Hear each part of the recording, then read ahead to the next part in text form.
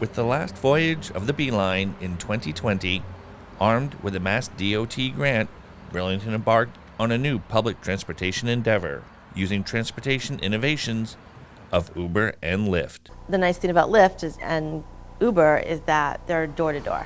You don't have to walk down to the corner and wait for the bus to come by and pick you up, especially in weather like we have in this winter. So it's proving to be pretty popular with the seniors. And it's just steadily increased to the point where right now, this month, we had almost 700 rides that were provided. One of the big things that the Transportation Committee has been discussing is how there isn't one exact solve for transportation, right? So, the Lyft service is definitely tackling a piece of it. The contract is with Lyft, and we have another contract with GoGo Grandparent, or I think they're now GoGo Technologies. And they are a concierge service that uses both Lyft and Uber. So people who have a smartphone and they're comfortable with it, we put them on Lyft. And folks who don't have a smartphone, we put them onto GoGo Grandparent. The consumer pays the first $1. We pay up to the next 10, so up to $11.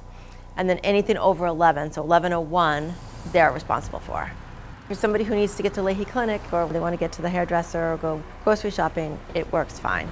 For details and qualifications for the Burlington Transportation Program, contact Marge Yetman at the Burlington Council on Aging.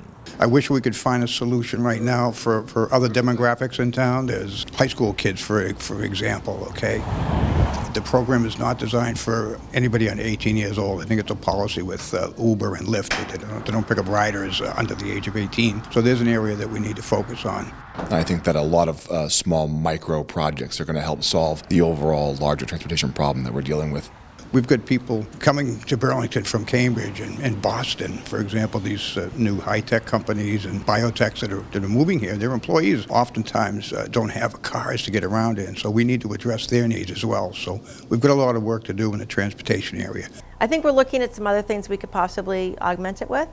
But it's working very well. I mean, there's some issues. You've got surge pricing. You try to go somewhere on a Friday night and it's going to cost you twice as much, if not more. So there's some issues with that. But overall, the program works really well. And the Transportation Committee is definitely looking into a large number of other solutions that would work in conjunction with it.